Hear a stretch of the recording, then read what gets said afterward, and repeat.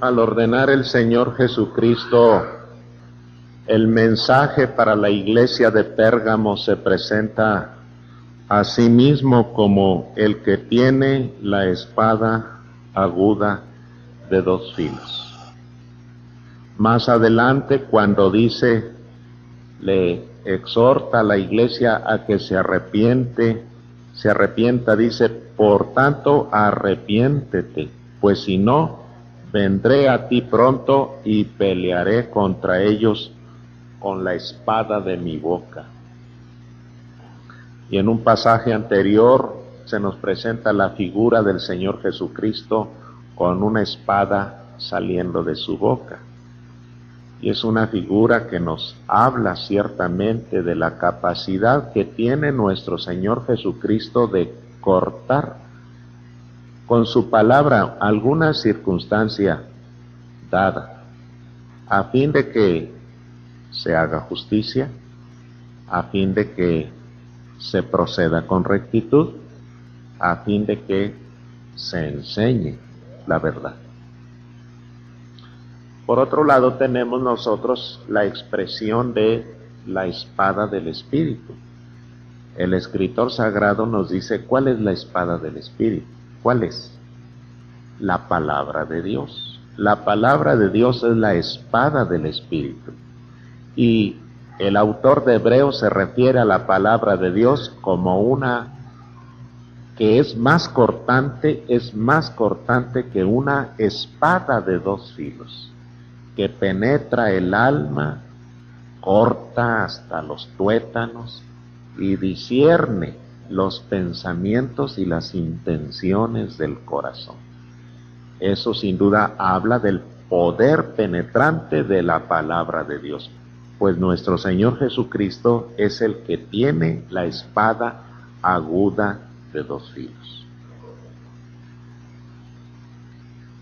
Vemos un esquema permanente en los 7 mensajes que el Señor Jesucristo dirige a las 7 iglesias de Asia. Cada una de ellas un mensaje, según la situación que se encuentra en alguna de esas iglesias. Es la forma como Él se identifica. Y nada más apropiado para presentarse delante de la iglesia de Pérgamo como aquel que tiene la espada aguda de dos filos. A la iglesia de Pérgamo le parece poca cosa la doctrina. A la iglesia de Pérgamo no le parece gran cosa el error doctrinal en que está incurriendo o en el peligro en relación con el cual se pone al aceptar en el seno de la iglesia grupos de gentes que no sustentan una doctrina correcta.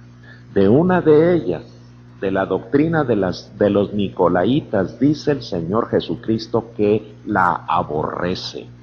Y aquí tenemos una congregación que tiene en su seno una doctrina que Cristo aborrece. ¿Cómo puede decir que Cristo es su cabeza si tiene a ojos vistas una cosa que Cristo aborrece?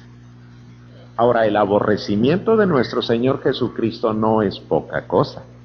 El aborrecimiento del Señor Jesucristo es puro, sin mezcla alguna que mitigue, que baje un poquito la potencia destructora de ese aborrecimiento. Dice la Escritura que al final de los tiempos Dios dará a beber a los pecadores el vino puro de su ira, sin ninguna mixtura, sin algo que lo rebaje. La gente que sabe de estas cosas, a la bebida alcohólica le pone agua, le pone hielo para bajar un poquito, para diluir en una mayor cantidad de líquido el alcohol, que muy pronto pudiera tener efectos nocivos o muy visibles sobre la persona. Pero el aborrecimiento del Señor Jesucristo es un aborrecimiento puro en contra de doctrinas que inducen al cuerpo de Cristo al error y a la mentira. Por eso entonces, en una congregación en donde se permite esta clase de gente que tiene doctrinas erradas, el Señor en el mensaje que le dirige se presenta como aquel que tiene la espada aguda de dos filos. Y aquí tenemos la autoridad de la palabra. Y las cosas en la iglesia se deciden por la autoridad de la palabra. ¿Qué dice la Escritura? Porque la espada a que se refiere nuestro pasaje y que tiene nuestro Señor Jesucristo es una espada de rectitud, de creer en lo que es recto, en lo que es correcto, sin apartarse ni a derecha ni a izquierda, sin añadirle, sin quitarle, exactamente como dice nuestro Señor Jesucristo. Los antiguos terminaban toda discusión cuando pronunciaban la forma "isi disi Pitágoras". ¿Qué significa eso? Que Pitágoras dice tal cosa y por lo tanto se acaba toda la discusión, porque lo que prevalece es la autoridad del maestro. Y Pitágoras estaba en una posición bastante elevada ante los ojos de sus discípulos o de la escuela que él había formado y que permanecía "isi disi Pitágoras". Y se acababa toda discusión. Para nosotros, ¿qué dice la Escritura? ¿Qué dice Cristo? Porque esto es evidentemente lo recto y lo torcido tiene que quitarse. Lo torcido tiene que erradicarse porque buscamos sobre todas las cosas creer rectamente. En algunas ocasiones a los bautistas nos han dado el mote de ser muy fríos, muy austeros, muy biblistas. Pues, pero es que si no tenemos un criterio de autoridad en relación con lo que debemos creer, entonces el cuerpo de nuestro Señor Jesucristo se convierte en un mercado de ideas y de doctrinas. Y dependiendo de la personalidad, el temperamento, el carisma de aquel que sostiene cierto grupo de doctrinas, entonces la gente lo va a seguir. Pero no se trata de eso. La espada de nuestro Señor Jesucristo es una espada de rectitud. Por eso el apóstol Pablo en 2 Timoteo 2:15 anima a Timoteo a presentarse delante de Dios aprobado como obrero que no tiene de qué avergonzarse y que traza bien, dice, o que usa bien la palabra de verdad. Aquí la expresión no es muy feliz. Usa bien la palabra de verdad. ¿Cómo dice la revisión 1909? Que traza bien la palabra de verdad. Esta es la idea correcta, trazar. Es a la manera de un sastre que traza una línea y con sus tijeras se va exactamente por la línea. Aquí la palabra usa no es la más adecuada, no es la traducción más feliz. La revisión de 1960 en este aspecto es inferior a la revisión de 1909, porque la revisión de 1909 traduce exactamente el vocablo griego que significa trazar una línea y con esa línea ir cortando. Es precisamente la figura de un sastre que tiene un lienzo y antes de hacer cualquier otro movimiento pone una línea, dibuja una línea para irse sobre esa línea para que la vestimenta salga en las medidas correctas previamente tomadas, que traza bien la palabra de verdad. En otras palabras, se toma la palabra y se tira una línea, y por este caminito te vas. Cuidado con desviarte derecha o a izquierda, por este camino exactamente. De otra manera, entonces, vas a equivocarte. La espada de nuestro Señor Jesucristo es una espada de rectitud que combate el error sin miramientos. Y nosotros debemos imitarlo. De tal manera que balaamitas y nicolaitas definitivamente están fuera. Están fuera del contexto bíblico y por lo tanto no pueden pertenecer al cuerpo de nuestro Señor Jesucristo, porque a éste le ha sido dado un camino recto, espada de rectitud. Y en la antigüedad, en la profecía, Isaías 8:20 precisamente, encontramos nosotros ese reclamo de sujetarse a lo que dice la palabra. De otra manera se corre el peligro de estar fuera completamente de toda verdad. El profeta decía lo siguiente: a la ley y al testimonio, si no dijeren conforme a esto, es porque no les ha amanecido. Todavía se encuentran en las tinieblas de la noche en cuanto al conocimiento de las sagradas escrituras. Por eso el profeta lanza el grito y lanza de veras el reclamo y la demanda y el criterio de rectitud, de verdad, de corrección en cuanto a lo que podemos creer, a la ley y al testimonio. No al pensar y al decir, al opinar y al creer de la gente. Y es que el pueblo de Dios, lean ustedes el capítulo 8, ha empezado a practicar ritos y costumbres propias de los pueblos paganos. Hay gente dentro del pueblo de Dios que consulta a adivinos y a agoreros. Y está continuamente ofendiendo al Señor, consultando a los muertos. Y entonces el Señor hace el reclamo a la ley y al testimonio. Dice el versículo anterior: y si os dijeren, preguntad a los encantadores y a los adivinos que susurran hablando, responded, ¿no consultará el pueblo a su Dios? ¿Por qué tiene que consultar las fuentes de mentira? ¿Por qué no consulta con su Dios? ¿Por qué no le pregunta a su Dios? ¿Consultará a los muertos por los vivos? Y es entonces como Dios dice: a la ley y al testimonio. Tienen un testimonio escrito. Aquí está esta ley. Si no dijeren conforme a esto, y ha de citarse como criterio de autoridad la palabra. Si no dijeren conforme a esto, es porque no les ha amanecido. En la iglesia de Pérgamo hay una actitud que el Señor Jesucristo va a tener que corregir por medios, si se necesita, bastante drásticos. Por eso, antes que nada, se presenta delante de la congregación como aquel que tiene la espada aguda de dos filos.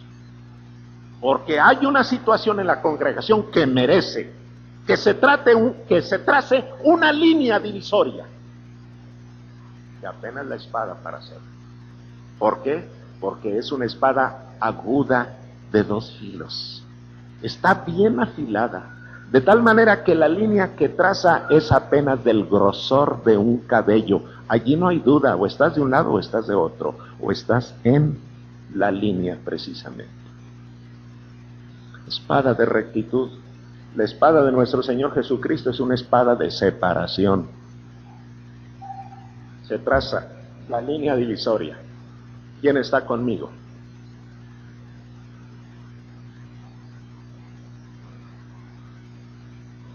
Y dice el Señor Jesucristo que no ha venido a traer paz, sino espada. Lo dice en aquel pasaje de Mateo 10, 34 al 36. Mateo 10, 34 al 36, en donde nos sorprende la palabra tan categórica dada por nuestro Señor Jesucristo cuando dice: no penséis que he venido para traer paz a la tierra, no he venido para traer paz sino espada, porque he venido para poner en disensión. ¿Cómo? El príncipe de paz, el reconciliador. He venido para poner en disensión al hombre contra su padre, y a la hija contra su madre, y a la nuera contra su suegra, y los enemigos del hombre serán los de su casa.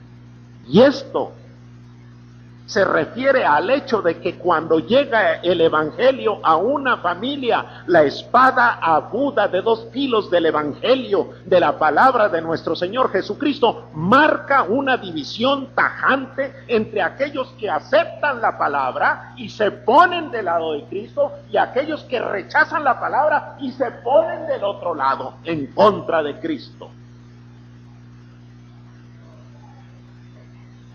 Tragedia.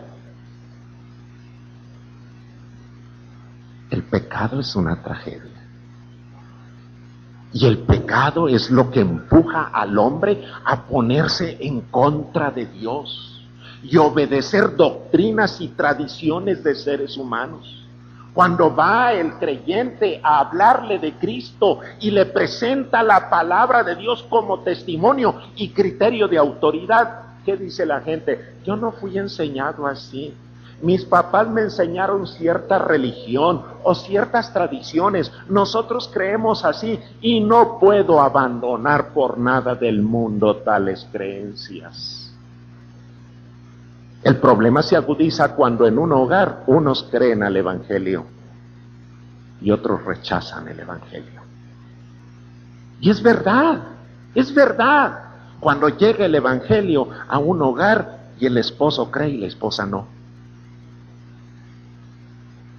O la esposa cree y el esposo no. O la madre cree y la hija no. O la hija cree y el padre no. O el hijo o la hija o el hermano y el hermano. La división tajante. La espada de nuestro Señor Jesucristo es espada de separación. Viene y separa. Claro. Porque se pronuncia la verdad. Y el que es de la verdad permanece en luz, y el que no acepta la verdad sigue andando en tinieblas. ¿Qué dice Isaías? Es porque no les ha amanecido, siguen todavía en tinieblas, en noche de oscuridad en relación con la verdad de Dios. La espada de nuestro Señor Jesucristo, no solamente espada de rectitud, una espada de separación, sino también una espada de justicia. Por eso dice, arrepiéntete, arrepiéntete. La espada siempre es símbolo de la justicia, siempre es símbolo de castigo.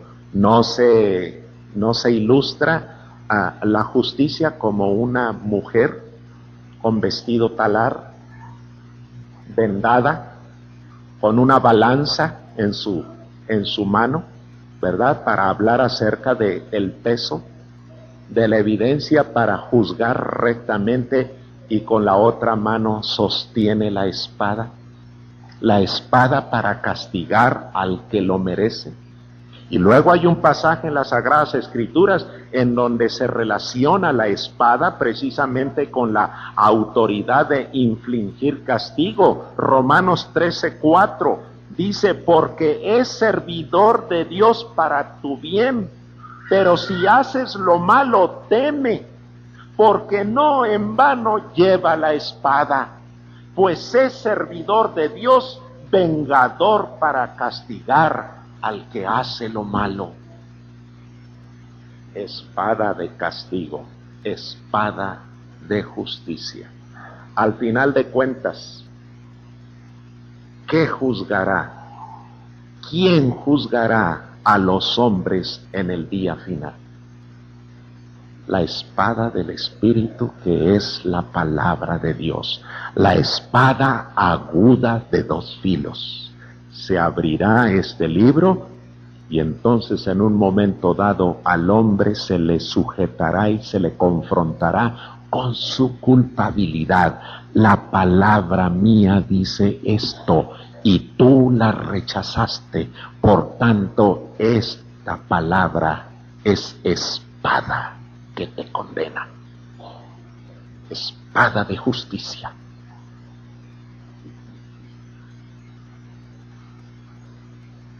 Qué diferente presentación la de Cristo aquí, ¿verdad? Queremos más ver a Cristo como un niño pequeñito, naciendo allá en el portal de Belén, acostado en un pesebre, dependiente completamente, pobre, miserable, inútil. Nos gusta verlo así, porque entonces nos ponemos por encima de él y entonces tomamos al niño y lo manejamos a nuestro antojo. Pero este pasaje nos habla de un Señor Jesucristo que tiene una espada aguda de 2 filos, espada de rectitud. Nos guste o no nos guste. Espada de separación, nos duela o no nos duela. Espada de justicia, la temamos o no la temamos. Eso es nuestro Señor Jesucristo. Lleva la espada aguda de 2 filos. Espada de rectitud, espada de separación, espada de justicia. Pero para hacer eso, primero descendió a las regiones más bajas de la tierra.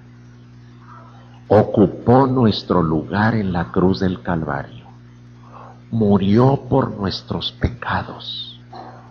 Y dice la Escritura que por esa obediencia absoluta a la voluntad de Dios, Dios lo exaltó hasta lo sumo y le dio un nombre sobre todo nombre, para que en el nombre de Jesucristo se doble toda rodilla de lo que está en el cielo, en la tierra y debajo de la tierra, y toda lengua confiese que Jesucristo es el Señor, a la gloria de Dios Padre. Tener la autoridad de usar la espada tuvo un precio. El precio de la entrega vicaria, sustitutiva, eficaz por los pecados de todos nosotros. El que se acoge a él, la espada suya lo coloca en el terreno de la verdad. La espada suya lo aparta para el reino eterno de nuestro Dios. La espada de nuestro Señor Jesucristo ejecuta el castigo para nuestros pecados, descargándolo sobre su misma persona, para que nosotros tengamos salvación y vida eterna. Y es lo que vamos a recordar. Con la cena de nuestro Señor Jesucristo, el pan y el vino representa para el creyente nuestro Salvador muriendo por nuestros pecados, por nuestra maldad. Inclinemos el rostro y preparémonos en oración para participar de esta ordenanza que el Señor nos ha encomendado.